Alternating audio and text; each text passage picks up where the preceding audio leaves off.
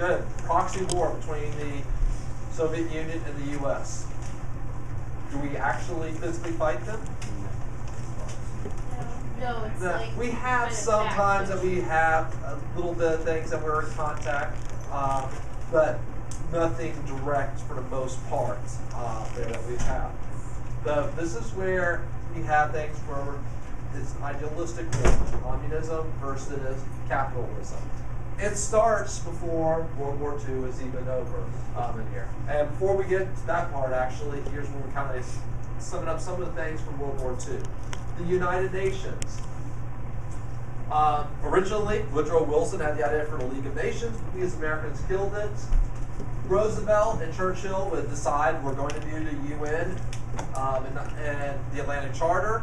When the war ends, we do start it. Now, the United Nations originally, I believe, was in San Francisco. Where is the headquarters of the United Nations today?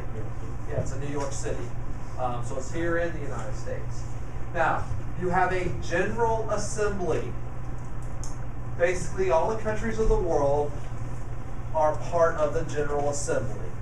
And then they will go and they will vote on things.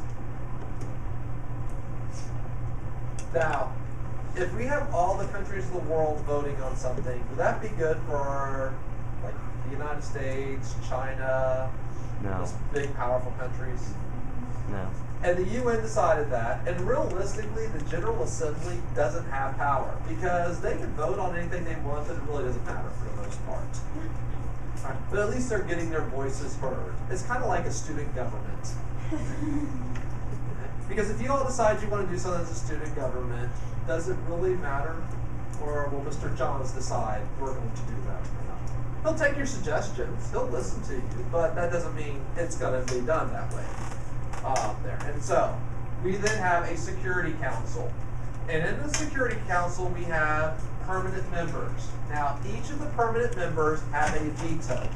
So anything that goes to the UN that these 5 countries don't like, they can veto it and say, it's done. So it doesn't matter if basically every other country in the world decides on something. If you are a permanent member of the Security Council, you can veto it. Is whoever represents people at the UN, is it like that's their job, or are they like from the government and they're just... They are basically like, we select our ambassador, which is a cabinet level position now. It used to not be, it is now. And they are representing the United States there. So it's their job, but they are a government official. Usually you will have the head of state. In our case, it'll be the president will pick then who is. Britain, the prime minister, will be the person selecting it. That's why I say it's like a cabinet position. It's not an elected office. I'm not sure. There might be some country that makes that, but I don't know of any offhand. What happens if the 4 of the permanent members want something to go through, but one guy just vetoes it? Does that mean it's dead? It's dead. Oh, all right. Again, we gave that veto power to them. And we find it today with a lot of things. This is where, for the United States, with what's going on in North Korea right now, there's a lot of things the United States would like to do, and we really can't do what we want to do because unless China agrees, it doesn't matter. And realistically, when it comes down to, for North Korea, to curtail anything they have for a nuclear weapon, it comes down to what will China decide to do. Okay, because China is friendlier to North Korea. There. Yeah. Yes. But I thought we didn't want to do anything with communism. And We don't, no, but does China. China. But China does. Is it communist? China is communist, although they have a lot of capitalistic ideas that have moved in. So. All right. Remember the Nuremberg trials? The top Nazi leaders are tried for war crimes. The part that I'm putting in here, though, is after the war, this is one thing that we looked at that we did have international cooperation between the United States and the Soviet Union. We said, hey, this is something good. We had a common goal. So when we looked at the end of World War II, when we kind of look at it and saying, well, you got tried for a war crime, which really didn't happen before that. In the past, they would say, oh, it's all Hitler's fault. He's dead. Okay. Now we're saying, no, there's other people involved. But the United States, Soviet Union, Britain, France, we all were working together on this. Now we get to the other side that we have that's not so good. The satellite nations in Eastern Europe.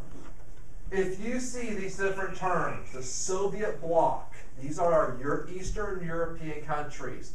This is something for your generation that most of you, that if you are talking to someone that is 20 years or more above you, that is just something that was more commonplace for them about what was behind the Iron Curtain. For you all, your whole life, we haven't had the communist Eastern Bloc nations. But as the Soviet Union went back towards Germany during World War II, they set up pretty much puppet-type governments that were communist. Now, part of what we have to look at here, and it said the Iron Curtain, what is behind that curtain? They are these Eastern European nations.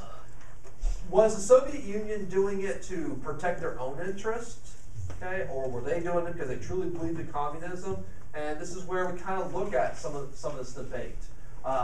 Here is why, when we get from the Yalta Conference to the Potsdam Conference, that we have from Roosevelt to Truman, where things that the Soviets were supposed to do in Yalta, they weren't doing.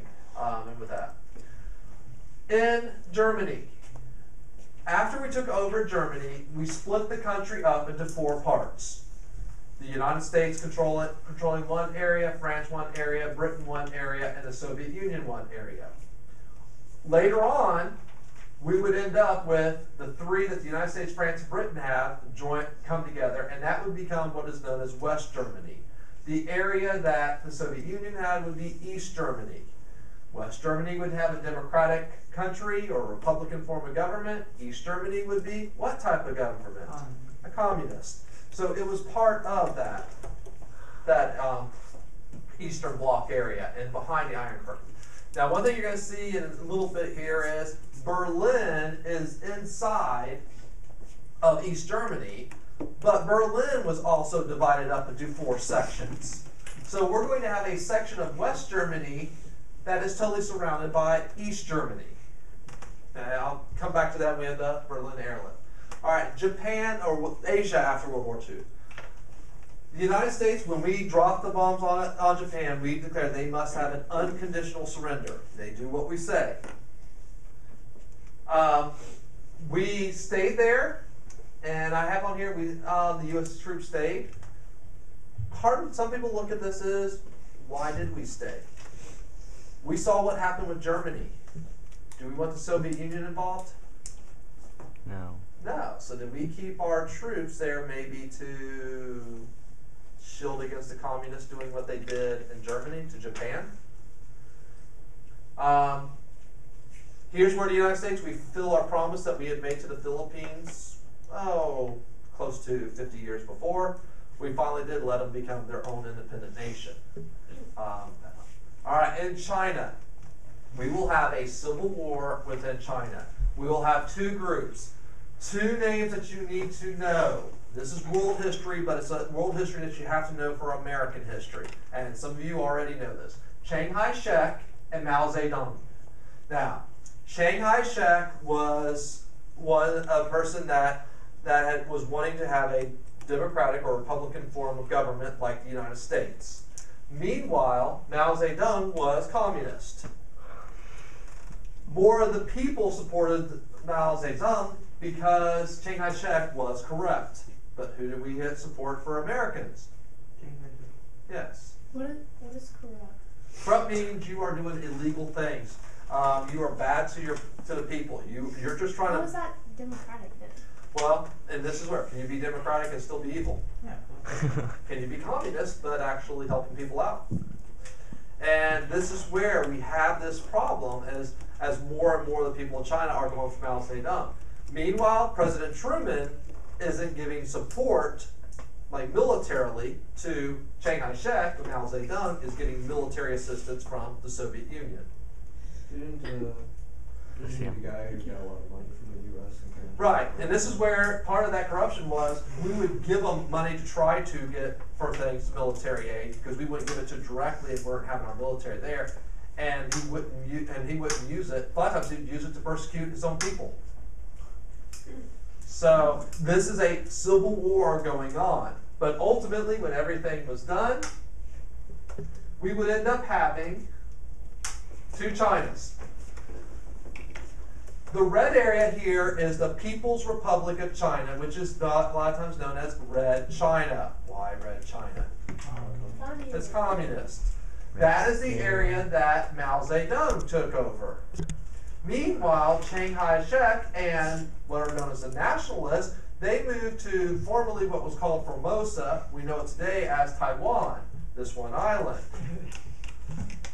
Now, which one did the U.S. support? Taiwan. Taiwan.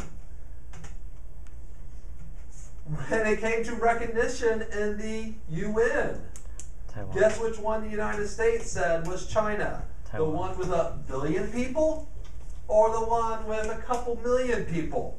The one with a couple million. Yes, the one that's a smaller population. 1 billion people living in Red China, the United States said diplomatically does not exist. It is not a country. And Britain and France kind of went along with it. Yeah. What did the billion people in Red China say about that? Well, most of them, and this is where, for China at that time, you've got to realize that they had spent the 1930s fighting off the Japanese. Then they spent the next decade, or when they finally finished World War II, they then spent the next 4 years in a civil war with each other. A lot of them are trying just to get back to their regular life. Did they really even know what's going on internationally? True. I mean, this is where the problem is happening.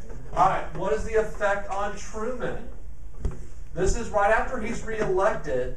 Do people feel that Truman's doing a good job as president if we are stopping communism?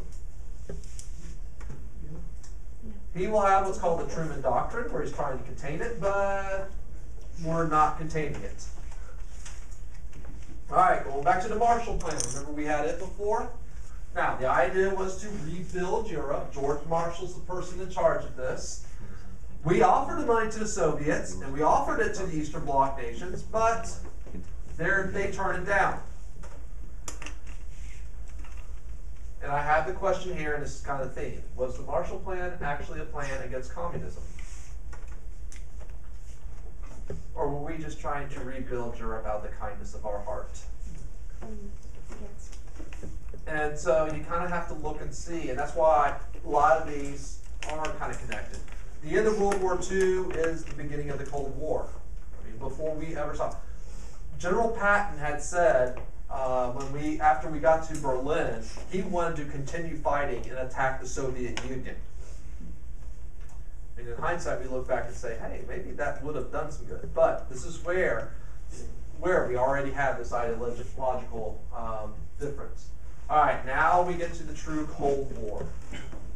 It's conflict between the United States and the Soviet Union from the mid-1940s to the early 1990s. Now, what is the symbolic end of the Cold War? The breaking of the Berlin Wall. Yeah, the breaking of the Berlin Wall. It was already breaking down before that, but that kind of was something that was a true physical part that we would have. All right, early roots that we would have. Before we ever get to World War II, we would end up having the Red Scare. Then, Potsdam Conference, this is what I referenced to before, Truman doesn't trust Stalin. He feels that where FDR kind of thought he could work with him, and actually when we do some readings on FDR today, we find out that FDR actually didn't fully trust Stalin either. And one of the plans that FDR had, he wanted us to go and when the plan for us dividing up in that map that I had earlier, you might have saw that the United States controlled more of southern Germany. Our FDR's plan was that we were supposed to be more in a northern part, and what FDR was wanting, he didn't want the plan that ended up dividing Germany up. The problem was, here's where his State Department and his Defense Department aren't working together. So we have two different ideas, and the president had told one of them that this is what we want, and we didn't find out till after FDR died, all right, what happened. And remember, FDR died at that time that everything was happening really fast in the last bit of taking over Germany. So here's where we kind of look at what would have happened if FDR would have been alive just one more year, okay, and changing of history. FDR did not want the Soviet Union to be the first in Berlin. Okay, he wanted us to go in there. All right, Truman's policies. Here's where we kind of look at the big picture. Some saw it as a reasonable response to the USR to increase communism. Other people felt that he was soft, conservatives. Other people thought that he was reacting or overreacting. Okay, so that's where the USSR, they're trying to protect their border. Remember that little guy when Napoleon came and attacked them? Okay, they wanted to make sure they had some buffer between France, Germany, and those bigger countries that were in Western Europe. All right, here's the big one to remember, the Truman Doctrine. And I know this is not the most exciting, but here's where we kind of get to the deep part. A lot of the other things are kind of building into this. In 1946, the communists were trying to take over Greece and Turkey. Now, Truman had already seen the Eastern European countries, those Eastern Bloc countries fall. And he said, we don't want any more to go. The one word you need to know when it comes to the Truman Doctrine is containment. What are we trying to contain? Communism. What does that mean by contain it? Yeah, don't let it spread anymore. Now, how are we going to stop it from spreading? Well, we're not going to kill them here. We're not going to bomb them. We're going to give them money. So we give money or aid to Greece and Turkey, and it works. They stay democratic. So we stop that Eastern Europe. Of course, this is where later on, when we would have China fall, that it was seen as not working. George Kennan. He sometimes is as Mr. X. I put his name on here. He was one of the main proponents of it, being Dean Atkinson. It seems like it's a little more detailed, but be familiar with that name. The College Board loves George Kennan. Someone that wrote questions before loves him. So if you see it, he is one of the ones that was writing and basically influencing Truman on containment. Part of this is the idea for Americans that we are individualistic, we are competitive. There in communism, you have the government control. Our founding fathers were always untrusting of government. Where communism is, the government owns everything. So that's where it is the other side of the spectrum from us. All right, last part here. Here is something that when I was in school we didn't know about because it was secret at that time.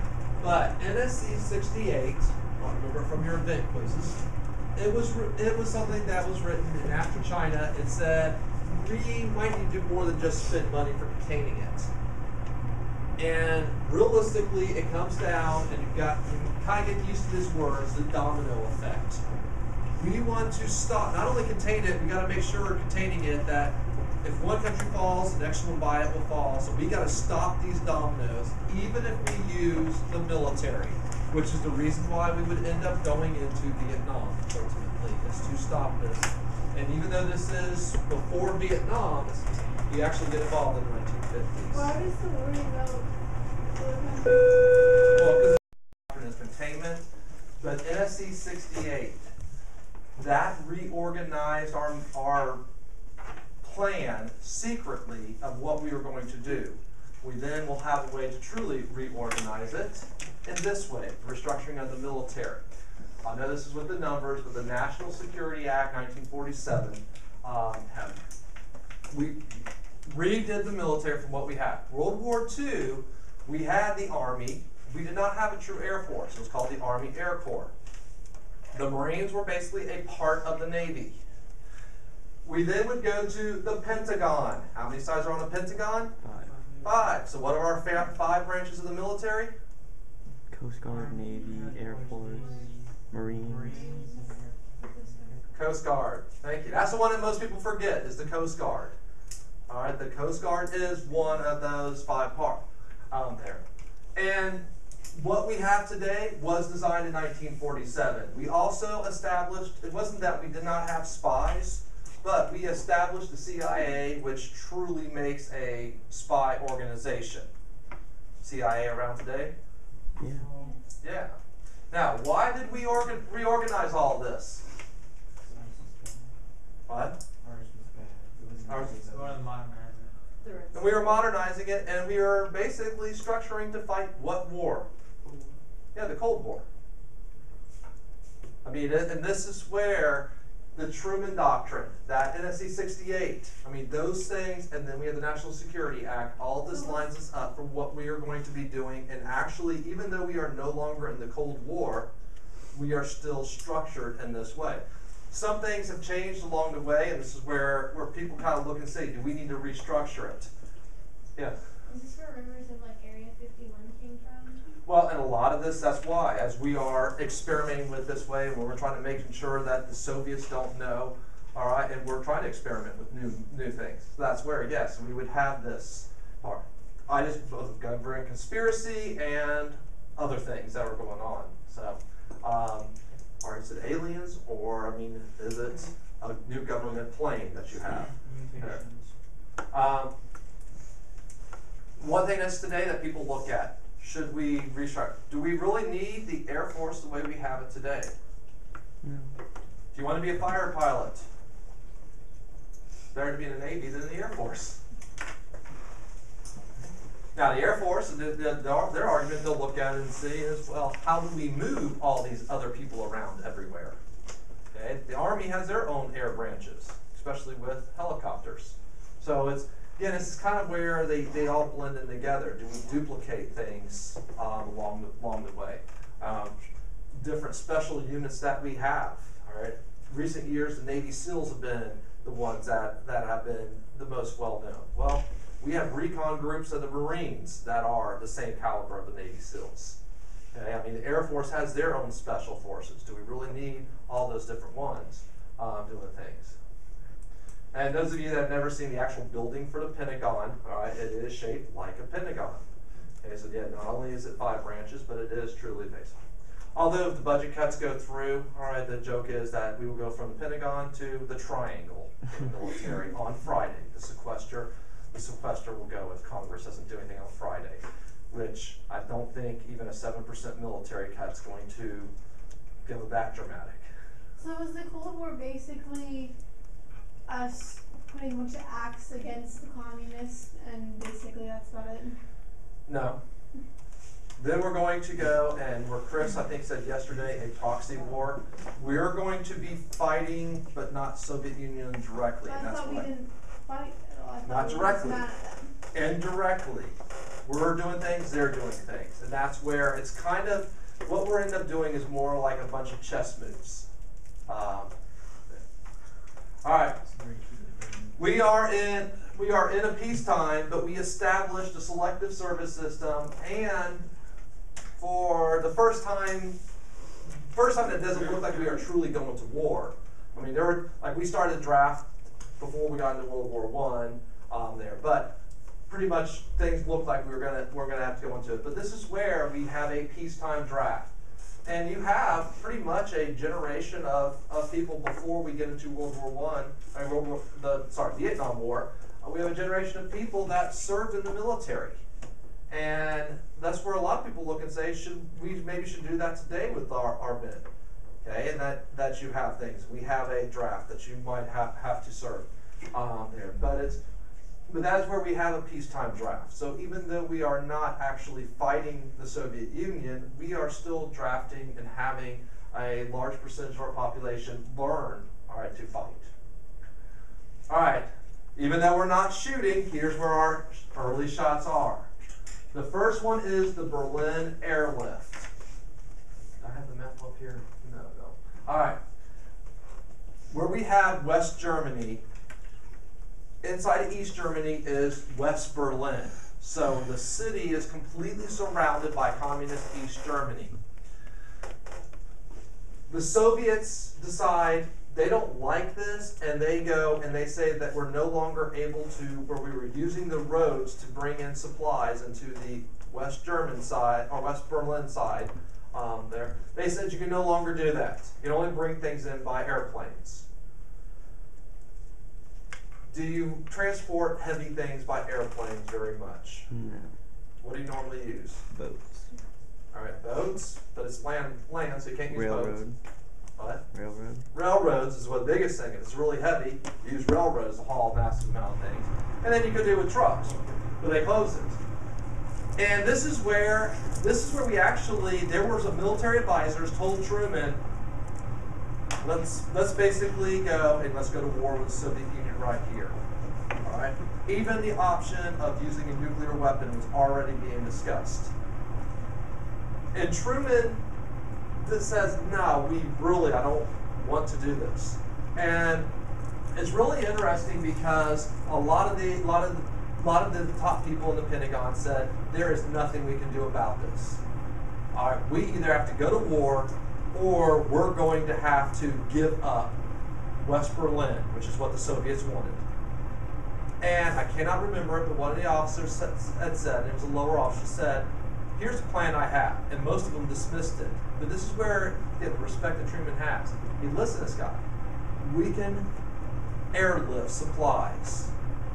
And we ended up with a coordination of the airlifting of supplies. Realize this is in the middle of winter. So people in Berlin need coal for their furnace. I know most of you have no idea about that, of having to get up in the middle of the night and throw some coal in your furnace so your house stays warm during the night. But that is where they had to bring in coal. Normally that's something you definitely use, barges or railroad. You don't normally use trucks, much less flying it in. So, food, coal, basically everything that they needed. And we had just a few airports that were in Berlin that we could use. And the coordination that had to be done with this, and basically what the Air Force did is absolutely incredible. Because you would have planes that were lined up to go and land one after another. There was less than 2 minutes between a lot of the landings of the airplanes. You normally don't do that. Why don't you have airplanes landing that close together? Because they are big. Safety crash. One little accident, and I mean, planes line up, and they're there, and it's kind of neat. I know I go down Veterans Expressway a lot of times, and you can see the planes just lined up to go flying into Tampa. But they're usually 4 or 5 minutes apart at least. There that you have. But that's why you don't have it where, because if there's one accident and they're landing that close together, once you come to a certain part of your approach.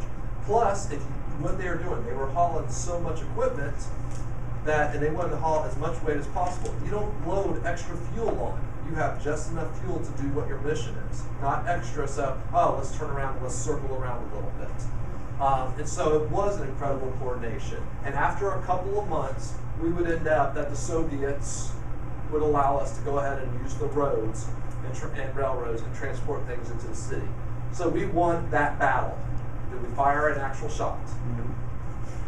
And this is where we used, and again, the industrial might of the United States to do this. I mean, Britain, France, West Germany, but it is the United States. Now I have on here the candy bombers. Anyone know the story of the candy bombers? It's something that's kind of been learned over time. It's really neat. What? They drop candy. It's our secret weapon. We dropped little tiny bombs. No, candy. No, they were not. Want a piece of candy? Just come up to my plane. Now, stories came as they were lining up to go this. Now, when we're transporting in coal, basic food, do you think that we were getting any of the extra stuff for the city? No.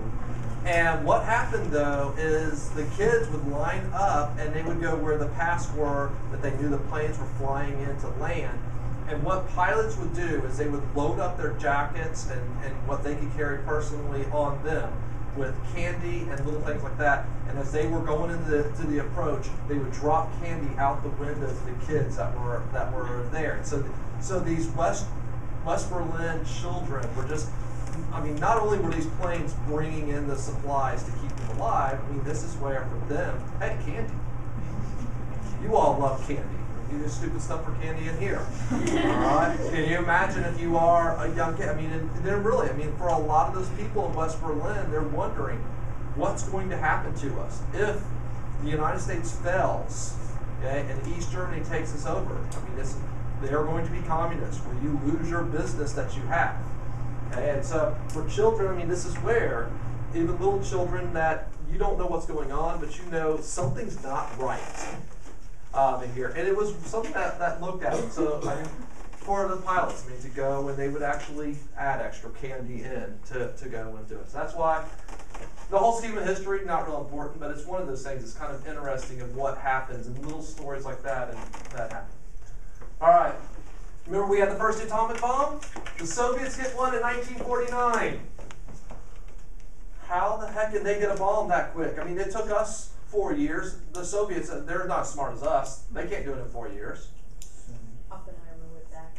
Oppenheimer? Nah, he didn't go over and help them.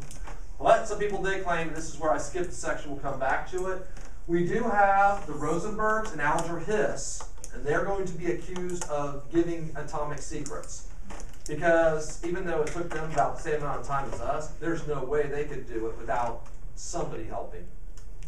Today we know that the Rosenbergs, that Mr. Rosenberg was actually giving some secrets.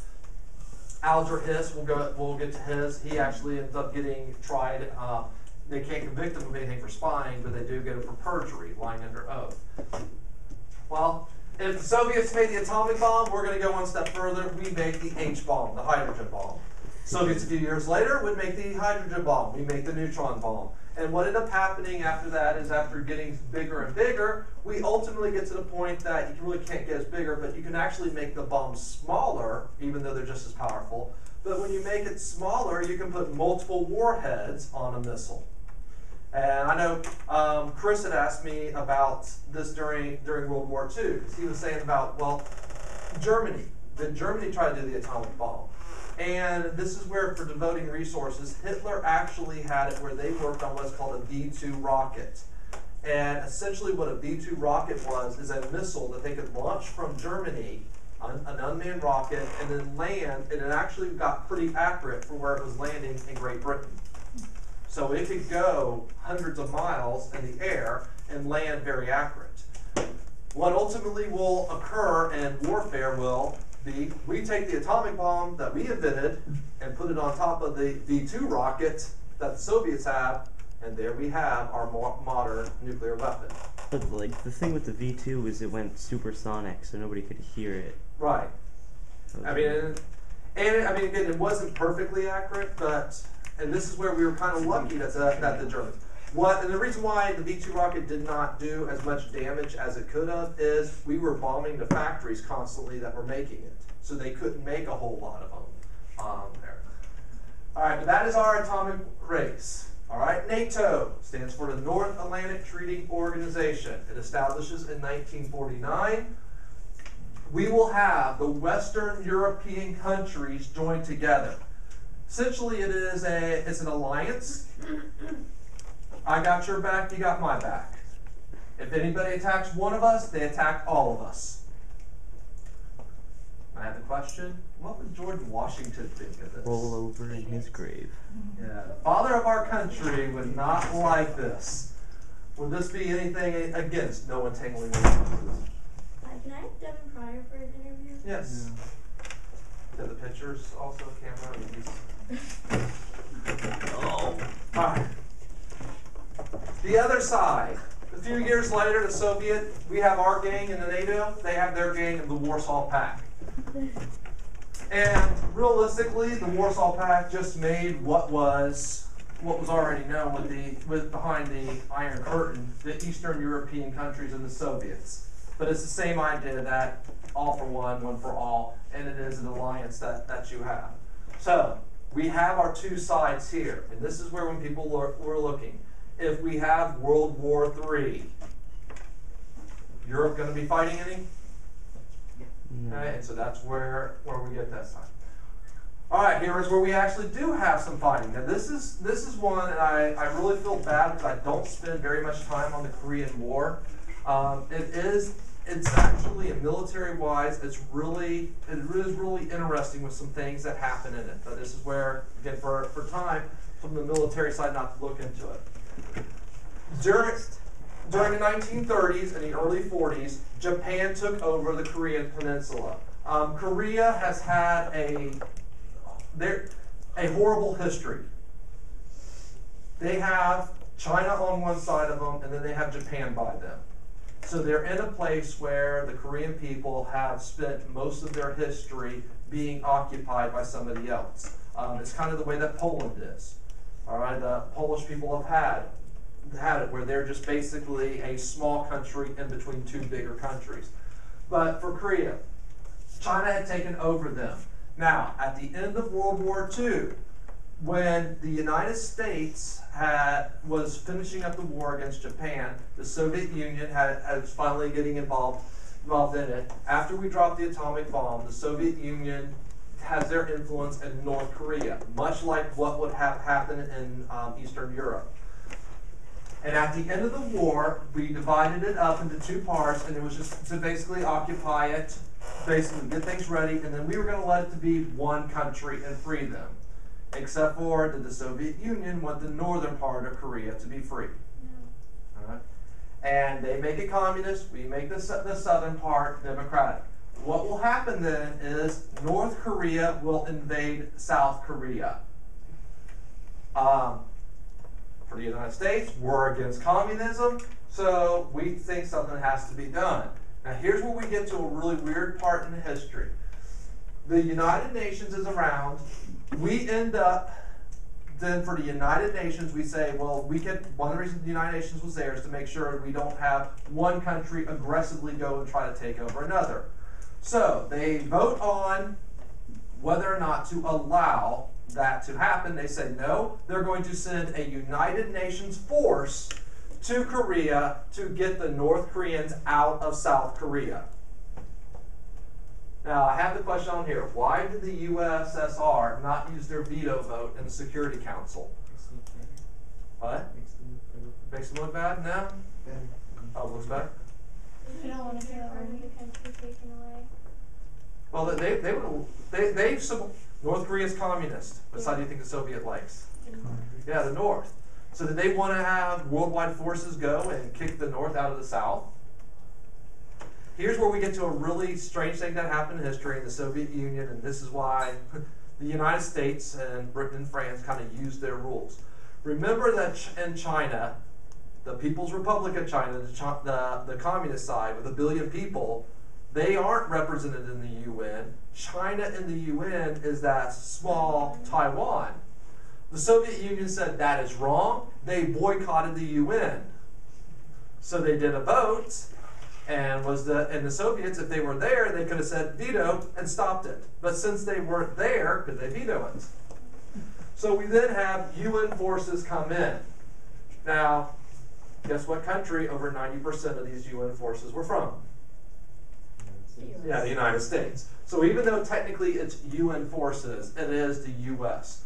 It is not a declared war, even though I have up there Korean War. We did not declare war on this time. Congress did not. We sent soldiers over as part of the UN force. So is the war that we're in now technically not a Right. war? Yeah, and this is where we have not had a declared war since World War II. Is this where the whole militarized? Yes, and this is what ends up happening in here. Okay, making a not real long story, but for the war, for a very short part. Again, North Korea invades. We send the troops over. General MacArthur, remember him from World War II, leader of the Pacific, extremely popular. He's in charge of the army. He pushes back, but not only does he push them back into North Korea and frees South Korea for what he's supposed to, he keeps going into North Korea and in fact starts going in and starts to bomb in some areas across the border into China, communist China. Now, he goes beyond what his orders are. Truman tells him he's not to do that. Who is the commander-in-chief of the U.S. Army? The president. So, we have Truman, MacArthur. What happens if MacArthur doesn't obey the orders of his superior? Yeah, basically he's fired. That's insubordination. In the military, okay, you are to go by the orders. All right, MacArthur would be ticked off if any of his officers did not follow his orders. But he continued on. Well, Truman removes him. Now, people are ticked off saying, why? Why is Truman doing it? All he's doing is he's bombing the commies. He's going after China. And even though Truman actually said, probably in his mind is thinking, yeah, I would like to do this, does Truman want to get into war with China? No. And so that's part. And does he like the fact that his general is not obeying his orders? No. So he removes him from office.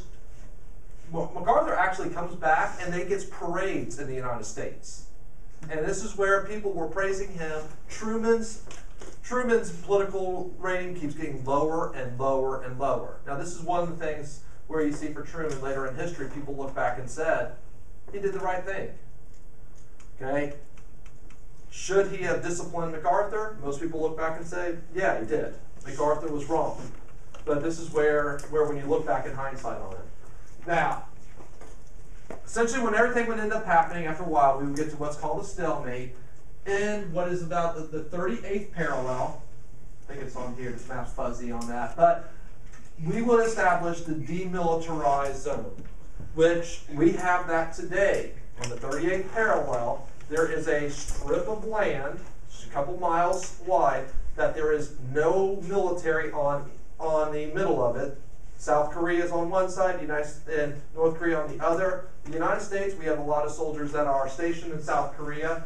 That is actually an area that we have removed a lot more soldiers in recent years. Because we don't have to worry about North Korea anymore, right? Sure. Now, here's where we kind of look into modern day and kind of skipping ahead in history. What if North Korea was to make an invasion of South Korea? Do we have a military alliance with South Korea? Yes. Which is the reason why we have soldiers there. So for some of you, if we were to go, if North Korea was to invade it, you could get stationed in South Korea. In the case of war. So that's why when we kind of look at what's happening over in North Korea, we're going back to 1950. Margie P. Husky, please come to the front office. Margie P. Husky, please come to the front office. Even though this is not a declared war, we have over 54,000 Americans that are killed. And this is where you kind of see it. Did we fight a battle in the Cold War? No. Do we have soldiers dying? Again, we're talking about tens of thousands here. Now, did we fight the Soviets? No. Where did the North Koreans get their weapons from? Soviets. Yeah, China and the Soviet Union. So, this is where that word came into proxy war. We are fighting, even though we're not fighting them directly. Yeah. Would the Soviets still be part of the UN later because they were? Oh, they learned that to come back and use that veto vote. The Korean War was the one time we kind of caught them where, well, I'm taking my ball and I'm going home. And then after that they learned, yeah, we better be there. Even though we don't like what's going on, we have this power, we better use this power. No, they when it was established, they have it. And that's where Russia today still has that veto power. Because they are a permanent member of the Security Council. All right, here's where we get to, this is a short part, but this is a real important part. With, do we bring everything that we do up to the UN? No. All right. And here's for the United States, it is kind of tricky for us in the UN, and I don't want to go too much on this, because there are a lot of things that UN declares that for the United States we say we're not going to do it. We actually supposedly owe a whole lot of money to the UN, even though we give more than any other country in the world to it, but that's where, for various things they have. But this is where there's some things we say we're not going to do, and it's kind of the independence the United States has. It's kind of sort of a joke with things is, all right, what are they going to do? Are they going to move the UN? And actually, what I thought was, because they actually need to update where the UN offices are. One thing that was a proposal that I thought was actually pretty good was where when the Twin Towers were destroyed and they were saying, well, what to do with it, one of the ideas was, well, let's rebuild the UN on that spot. Kind of show international unity and peace or something as a spot for that. But that never went through. All right, John Foster Dulles. You might, if you fly to Washington, D.C., you might fly into Dulles Airport. But here's where the word massive retaliation comes in. And this would be the philosophy that we will have in the 1950s. What is massive retaliation? Go all out. Yeah. Basically, you do something to us, we're not just going to go and hold you off. We're going to come after you with everything. You see in the back, Michael? All right, go ahead. Oh, I'm not that All right, good job. But that's where massive retaliation is. Now, here's where the other word that you have on here, and that's brinkmanship. We're going to push it to the brink of war. The only problem that you have with this, World War III, if we go to the brink of war and actually do go to war, what type of war is it? Nuclear. Yeah. I mean, once we are building up with that arms race and we get to that point, and you see these political cartoons looking at this. First of all, we're, you know what eagle is America? What is the bear? Russia. It's the Soviet Union, which they have the hammer and the sickle on there. If you see, well, this would be a red star, okay, and that could be China or the Soviet Union, but this is where you have it, and the idea that we are on the brink of war with brinkmanship. For a while, it works for us. The problem is, we're going to have, under Kennedy, under the Cuban Missile Crisis, we almost do go to World War III. And that's the closest we will get to that point. And it was, all right, if we did get there, how are we going to react with that? All right, the Suez Crisis. This is actually a thing for world history. Kids see it grow. First of all, what is the Suez Canal? All right, it's in Egypt. What does it connect?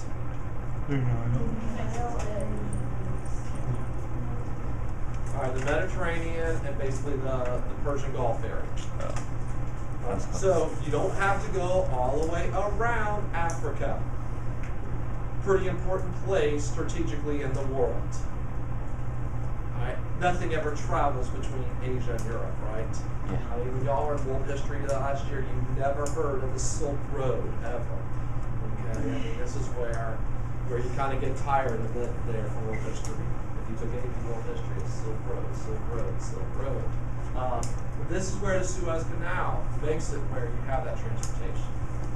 What happens, and I'm going to kind of give a short history here of the Middle East after World War II. We had Zionists before World War II that were saying we needed to have a homeland for the Jewish population that had diaspora, had been spread out throughout the world. Now, after the Holocaust, we do have a land we set aside for Israel. The land that was given to Israel, though, there are other countries that claim it. And that's still where we have the problem today. Part of that land is taken from different Arab countries. They do not like the idea of this. From the time that Israel was established in the late 1940s, for the next 20 years, there is going to be constant fighting, and Israel is basically fighting all of its neighbors. Who was Israel's two biggest friends? Us The and United States. Who else? Britain. All right, Britain. Who's our friend? So that's where we have this, and they have been fighting several different times. And for the most part, the United States, Britain, France, and Israel had been working together. What's also happening at this time in the Middle East is where we have the independence movement, and these areas that have been colonies for a long time wanted to be their own countries. For the United States, we support the idea of this independence, but at the same time, what is over in the Middle East that we are also concerned with? Well, not terrorists in that time. Oil. Do we want to make sure that there's some with that oil? All right, so we get to 1956. We do, but we want to make sure we're controlling also other things in the world. The Aswan Dam, one of the biggest dams in the world. Egypt, their leader was trying to get it built. Britain and France were going to build it, but they were basically saying, if we build it, all right, we get to control it. And Egypt says, no, we're our own country now. So the Soviet Union says, we'll provide the money for it. So the Soviet Union, the communists, are going to help out. Egypt then goes, and this is where the word nationalize comes in. They say the Suez Canal, where France and Britain owned it, they say this is in our country, it's ours now. It's no longer yours. Now that ticks off France and Britain because, hey, we built it. Granted, it was over half a century ago, but they built it, and they want to control that. We then have Britain, France, and Israel attack Egypt, and they retake the canal. Is Britain our friend? Is France our friend? Yes. Is Israel our friend? Yes. So we're good with that, right? No. Why are we now mad at three of our best friends for attacking little Egypt, which really isn't friendly with us, and they're getting friendly with the Soviet Union? Because they're behind that now? Because we want to fight them. They're taking away Egypt's We're taking away Egypt's freedom, so we as Americans, we love freedom so much. We like this. Wait, now Taylor, say that? They're not telling us about it. Yeah, we're not a part of this. For the United States, we're friends with them, but we're the leader of them. They did something without getting us in the loop. We don't mind when there's some things going on as long as we're the ones in charge of everything. So we denounce what happened, what our friends did. Okay, I mean, it seems kind of weird, even though in some ways this might support the Soviet Union in a roundabout way. Okay, but that is where Eisenhower, he is furious. They didn't talk to us. We join with the rest of the UN, which this is where a lot of the UN does. They do a vote saying, bad country. Okay? Which they do that vote against us a lot of times. All right, bad USA. And then they ask us for more money. But this is where for the U.S. we vote and say, Britain, France, Israel, you were wrong. Okay, we join in with that vote. And here's where we come in and what ends up happening, and this is a change in history. This is why we have world history and United States history come together. No longer is Britain, France in control. We basically are coming in control, and we try to control what was going on in the Middle East. And for the most part, for the next 50 years, that's what would end up happening. In recent years, we've kind of looked at things and said, maybe we're a little too involved in the Middle East. Okay, fighting 2 wars in the last decade. That's why with things happened in Libya the last couple of years, we kind of said, France, here, we'll help you out, but we'll let you take this lead on this part. And so that's part of what's happening. All right, that's a lot of the world history, but most of you probably never have heard of the Suez Canal. And this is where later on in the year we'll see the Billy Joel song, We Didn't Light the Fire. If you, at that time, when they taught trouble in the Suez, that's what this is talking about with trouble in the Suez. And if you were alive in 1956, you kind of looked at things and it was probably created confusion. Okay, who exactly is our enemy? From the Suez Crisis, though, we will have the Eisenhower Doctrine. Is containment working? Yes. No. China has fallen. So it is Okay? We have other areas looking like they might fall. So we basically, and I'm going to keep the Eisenhower Doctrine real simple. We're going to continue the idea of containment, but we're also going to say if a place needs military aid, we're going to help you out militarily too. All right, we're going to help you out in there. And the main thing is here also we are focusing on the Middle East. So we are getting close to where the Soviet Union is there. Now, for the most part, the Middle East, did we end up having countries turn communist in the Middle East? No. So did the Eisenhower Doctrine work? No. Would we have other problems though in the Middle East? Because when we helped them out militarily sometimes, did we maybe help out a dictator? Because later on we're going to have a problem with Iran, and we're going to help out this guy that's fighting Iran in Iraq, a guy by the name of Saddam Hussein, and we'll help provide him with military aid against Iran. Okay, it's a good thing we picked the right guy, right? But he was actually the better of 2 evils that we have. All right, Asian and Latin America, kind of this is where we get quick in here. It's kind of the start for things when we get to the Vietnam War. We'll have a whole section with the Vietnam War. But Indochina, France retook it. The United States, when areas in France that France had controlled were wanting to be communist, we helped them out. We will then join CETO, the Southeast Asia Treaty Organization. It's kind of like a minor version of of NATO, focusing on this area of the world, but you notice we have France, Britain, okay, because they still have control of the areas there. Our whole reason for that was to try to stop the spread of communism, but we're making another alliance, but it's in that area of the country. One thing that happens in the 1950s, our CIA, we have places down in South America that are looking to be communist, and we send secret groups down in there. We try to persuade them. We help out groups that are against the communists. Yes? Why would you want to be communist?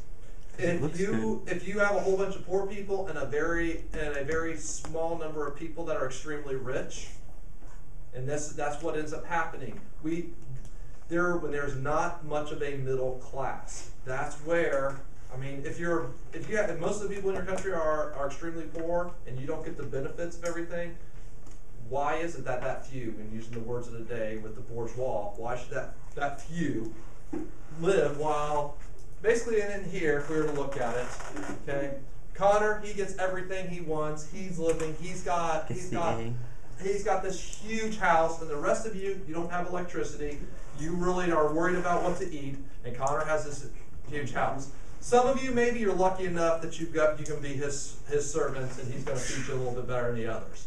Except for the thing is, it's not just the rest of you, it's basically a lot like the rest of the school that is in that situation. Would there be any jealousy? Yeah. Is there anyone that says, wait a minute, why does he own all that? All right, and that's why you would have that extreme. All right. I don't see why like the U.S. cares so much about like who else is communist. Like, I don't see how it like affects us really. And this again is ideological, where we say, and it's actually in the 1950s and 60s, we will have a lot of high schoolers will take U.S. versus or capitalism versus communism, which is basically we're right, you're wrong, kind of setting it that way. All right. But our CIA would be involved. Now, what would happen, though? We believe in democracy. What would happen if a country chooses to be communist?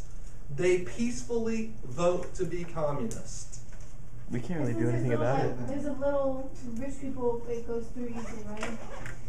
Because there's not many rich people to oppose him. Right. Well, what would we as the United States do if that's what the people chose? I mean, we believe in democracy. We the people. We try to deter them. And this is where we will actually have cases in South America that they will vote to be communist and choose and we will then, our CIA will help do a coup d'etat, which the military will take over and we will put a dictator in charge of their country. So how do you think our little brothers and sisters to the south of us are feeling about us? When they choose to do something, we say, no, you can't do that. Are we at the good neighbor policy anymore? Nope. No, we're back to you do what we tell you to do. And then we have Cuba. 1959, we have a dictator, which we are supporting, Batista, who is overthrown by Fidel Castro, where he is leading a group of communists. Now, the thing is with Cuba, not only do they have a small group of rich people, most of their major businesses, especially tourism, where you all might think of like the Bahamas and Jamaica and the Virgin Islands, well, in the 1940s and 50s, your top tourist destination would be Cuba. But those hotels, those resorts that were there, were they owned by the Cubans? No, most of them were owned by Americans. So when they made a profit, did that profit go to the people of Cuba or come back to America? So for a lot of the people in Cuba, they looked at it and didn't like it. Castro used that. They overthrow the government. Castro very quickly becomes allied with the USSR. Is this pretty much an embarrassment for the United States when we're trying all over the world to stop communism, and 90 miles away from the United States, our neighbor becomes communist? But we thought, all right, there'll be no problem. We'll be able to stop this. And when we get to the JFK, we'll go into the details. First of all, we'll have the Bay of Pigs, where we tried to help the Cubans that want to be democratic, and most of them were escaping here to Florida. Down at the University of Miami, we'd help train them to go retake their country. But our own military would screw up in the Bay of Pigs, and in many ways put them up for slaughter. And then we'll have the Cuban Missile Crisis in the 1960s, which again is the point that we get closest to things for a war in World War III, or what would be World War III. All right, a couple other things. 1956, Hungary revolts. So there, some of the people that were communists, they tried to break away. Have a chance. There's a break in the Iron Curtain. Should we help them out? And here's when we look in hindsight, some people look and say, what if the United States would have?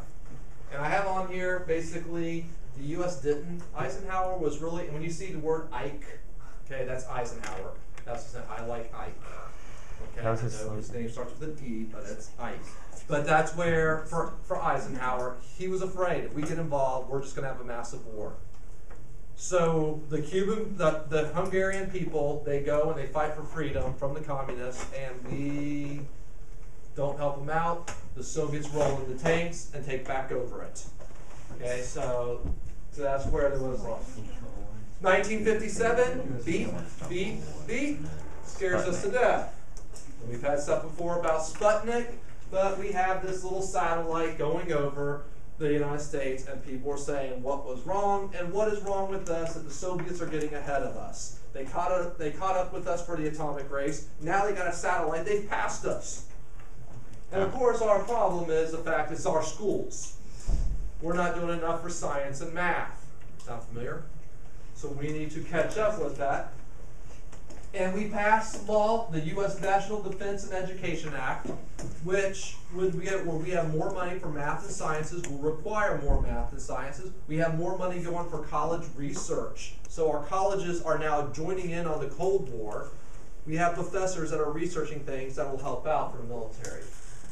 We really weren't behind. In fact, in a lot of things we were ahead. There were some things we didn't think that were as important. Basically, a year later, we launched Explorer 1 and then Explorer 2. So we were doing pretty much the same thing when it came to the satellites. We will have NASA that has started.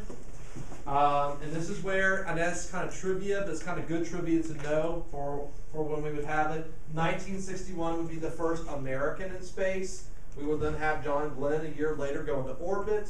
And then 1969, Neil Armstrong, not Lance Armstrong, he's the one that rode his bike around the moon, but Neil Armstrong would be the first to step on the moon. We're kind of going to go up there with kind of the moonshot and the idea of when we get to Kennedy in the 1960s, where the Soviets, why did the Soviets not send anybody to the moon? Because if we were going to do it anyways. They're afraid they would die. Why? What was the reason to even go to the moon? There is no Just to reason. show off. To show off? So we're going to spend billions of dollars to show off? They want to maybe. And and that's what we'll kind of get to see. All right, why is it that we do? And the Soviets look at things and say, all right, that's not worth that money. Yeah. Has anybody gone to the moon since then? No, we haven't. That's why in his last campaign, in their primaries, this is where Newt Gingrich was proposing that we not only establish a colony on the moon, but maybe even a colony on Mars. Well, he was serious with things. He was saying, he was, no, he was, no, that actually was in a campaign. It's where if you're in Merritt Island, Florida, where Merritt Island High School right now has lost a whole lot of the people that their families used to be involved in the space industry, and now the space shuttle's gone.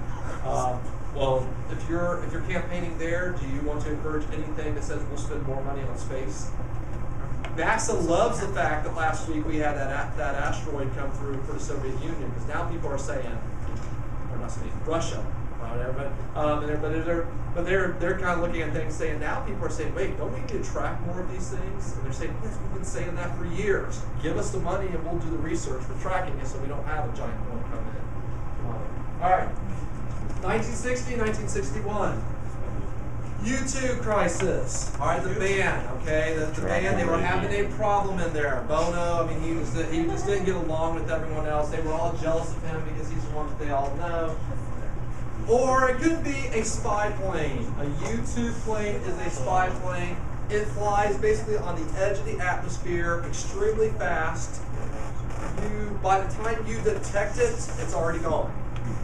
So in order to really look for it, you got to know what happened, where it's gone. Well, we will have Francis Gary Powers is shot down. He gets his the wreckage. The Soviet Union says, we shot down your spy plane. No, you didn't. We didn't have a spy plane. They showed us wreckage. Well, anybody. I mean, you can always go and have a wreckage and say that's America. No. But then they drag out our pilots. And we couldn't deny it then. Now, this is where we were supposed to have a peace summit, and you're going to see this name Khrushchev. Get used to Khrushchev because he will be the Soviet leader, and your biggest Soviet leader to know in here. But he and Eisenhower were to get together and basically have a peace conference and let's end this stuff with the Cold War. Once we should get our spy plane shot down, they're like, we're not talking to you. Okay? And it kind of ends that peace process, and then we have it where there's even less trust between the two areas. Eisenhower, after he left office, John F. Kennedy is elected in 1960.